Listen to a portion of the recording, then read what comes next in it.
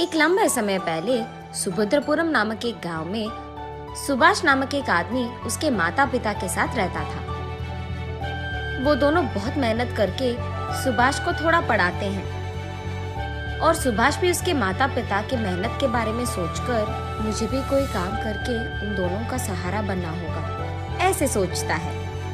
इसी कारण वो नौकरी ढूंढने उस गांव के बाजार को जाता है। ऐसे वो 2 दिन मार्केट में जान पहचान के लोगों को काम के लिए पूछता है, लेकिन सभी ना ही कहते हैं। तब वो आखिर में प्याज की व्यापार कर रहे एक बूढ़े आदमी से काम के लिए पूछता है। क्यों दादा, मुझे तुम्हारे दुकान में कोई काम मिलेगा क्या?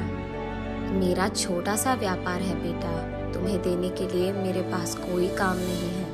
हाँ, 2 दिन से घूम रहा हूँ दादा, कोई काम नहीं मिल रहा है, इसीलिए तुमसे पूछा मैंने। ऐसे दुख में कहता है, यहाँ काम करने से बेहतर तुम कोई व्यापार कर लो बेटा। मेरे पास व्यापार करने के पैसे कहाँ से आएंगे दादा? उतने पैसे ही होते तो मैं नौकरी के लिए सबको ऐसे पूछ क्यों लेता?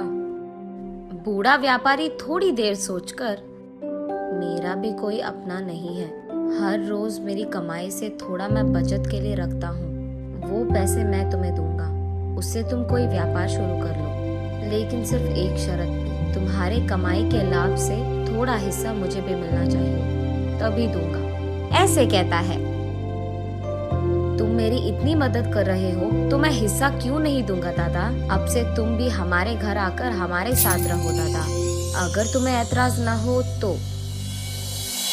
ठीक है बेटा, मैं तुझे पैसे दे दूंगा, उन पैसों से तुम्हें कौन सा व्यापार करना है इसका फैसला करो। ठीक है दादा, ये कहकर वो वहाँ से अपने घर चले जाता है। उस रात बहुत सोचने के बाद वो फैसला करता है कि उसे पानी पूरी का व्यापार करना है। अगली सुबह सुभाष बाजार जाकर उस बूढ़े व्यापारी से ऐसे कहता है, दादा, मैंने पानी पूरी का व्यापार करने का फैसला लिया है। ठीक है बेटा, तुम्हारी मर्जी, ये लो तुम्हारे निवेश के पैसे, इससे अच्छा व्यापार करो, कहता है वो बूढ़ा व्यापारी। ऐसे अगले ही दिन पानी पूरी का दुकान लगाता है सुभाष, और क्योंकि उस बाजार पूरे में कहीं भी पानी पूरी का दुकान नहीं था, छोटा हो या बड़ा, सभी सुभाष के ही दुकान आते थे। वहाँ उसी मार्केट में सुब्बैया नामक एक उधार देने वाला व्यापारी था। उसको इस बात का नाज था कि उससे पैसे लिए बिना उस पूरी बाजार में किसी ने भी कोई व्यापार शुरू नहीं किया। वो हमेशा यही सोचता था कि इस सारे बाजार में सबको मेरे ही पास आना होगा। हाँ, इसीलिए वो हर रोज उस बाजार में मौजूद हर दुकान में जाकर उसका हफ्ता लेकर उस दुकान में जो पसंद आए वो मुफ्त में ले लेता था। उसने एक भी बार किसी भी चीज के पैसे नहीं लिए थे। दूसरी तरफ उससे पैसे लिए बिना खुद का व्यापार शुरू करके सुभाष का व्यापार अच्छे से चलना देख सुब्बैया को बिल्कुल पसंद नहीं आता है। और इतना ही नहीं, सुब्बैया को पानी पूरी खाने का बहुत मन था, लेकिन सबसे जैसे वो मुफ्त में लेता है वैसे वो सुभाष से नहीं ले पाता, इसीलिए उसे जाने में दिक्कत होती थी। इसीलिए वो सोचते रहता है कि कैसे करे। तब उसे एक उपाय सोचता है। वो सोचता है कि अगर इस सुभाष के दुकान में कोई भी चीज खो गया तो उसे खरीदने के लिए पैसे लेने तो वो मेरे ही पास आएगा, तब मैं उसे पैसे देकर वापस में जितना मन चाहे उतना पानी पूरी खा पाऊंगा। ये फैसला करके वो रात में सबके दुकान बंद करने तक वहीं रहकर सुभाष के दुकान से रसोई के सारी चीजें चुरा लेता है। अगले दिन जब सुभाष अपने दुकान खोलता है तो वो देखता है कि रसोई में सामग्री पूरा गायब है। अरे रे, खाना बनाने की सामग्री कहाँ है? अयो, अब क्या करे? वो ऐसे परेशान रहता है जब वहाँ बूढ़ा व्यापारी आता है। बात जानकर, हाँ, अब चिंता करके कोई फायदा नहीं बेटा, पहले ये सोचो कि सामग्री कहाँ से लाया जाए। ऐसे कहते हैं। व्यापार शुरू करके कुछ ही दिन हुए हैं दादा, इसीलिए मैंने कोई पैसे नहीं बचाए, अब क्या करूँ मैं? ठीक तभी सुब्बैया वहाँ पहुँचकर कहता है, हाँ, इतनी सी बात, अब जो गया वो गया, उसके लिए अब चिंता की क्या जरूरत है? वो सामग्री खरीदने के पैसे मैं दे दूंगा, बस जल्दी अपना काम शुरू कर लो, ऐसे कहता है। सुब्बैया के बारे में जाने बिना सुभाष उस बूढ़े व्यापारी के कहने से पहले ही, बहुत धन्यवाद साहब, सही समय पर मेरी सहायता कर रहे हैं आप, ऐसे कहता है। फिर सुब्बैया सुभाष को पैसे देके वहाँ से चले जाता है। ये क्या है बेटा, आगे पीछे सोचे बिना तुमने बस सुबह से पैसे ले लिया। क्या हुआ दादा, मैंने क्या गलती कर दिया?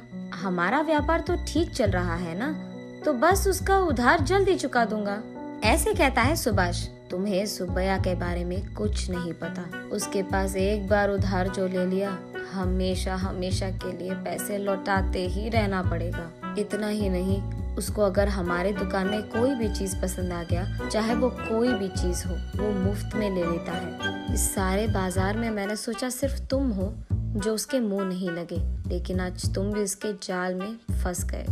अरे रे, हाँ क्या? पर मुझे पता नहीं चला कि मैं क्या करूं दादा। पैसे दे रहा था तो मैंने सोचा कि सहायता कर रहा था। हाँ चलो कोई नहीं, जो होगा सो होगा, देखा जाएगा। जल्दी काम शुरू करो बेटा।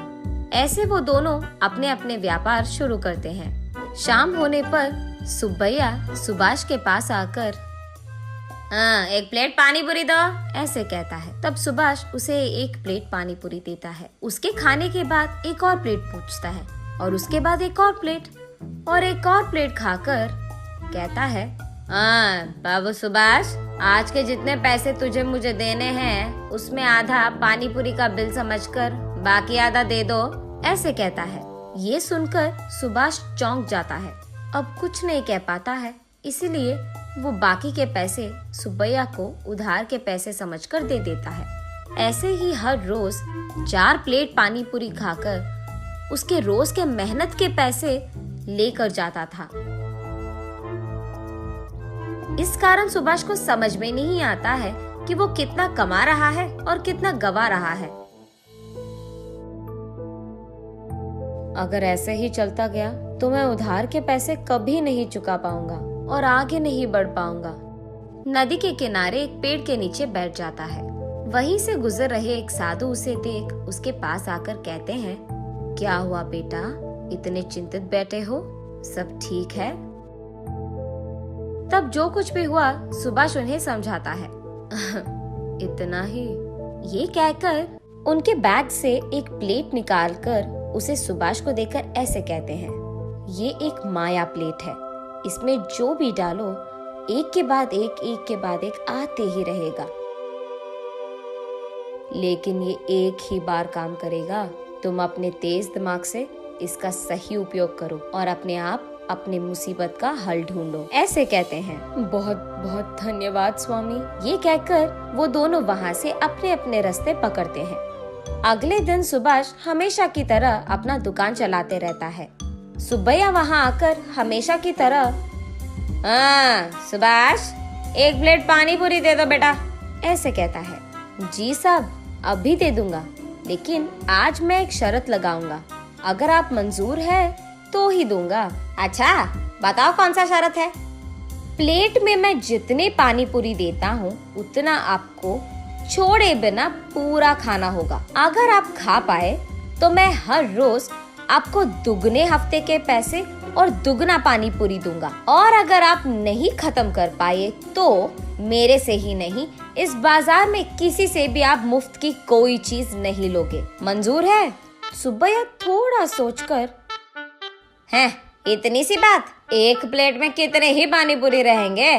ज्यादा से ज्यादा 10 ही रहेंगे, खा के प्लेट फेंक भी दूंगा। हैं, ठीक है सुभाष, मुझे ये शर्त मंजूर है, दो वो पानी पूरी का प्लेट।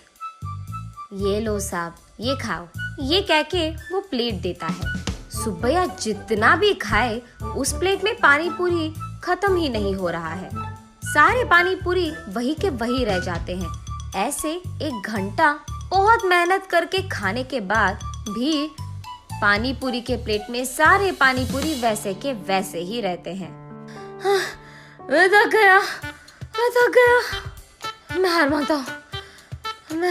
मानता हूँ, ऐसे कहकर वो अपने पेट पे हाथ रखकर अपने आप को खींचते हुए उसके घर पहुंचता है। ये देख उस बाजार में सारे दुकानदार सुभाष की शुक्रिया अदा करते हैं कि उसके वजह से उनके मुसीबतों का हल मिल गया।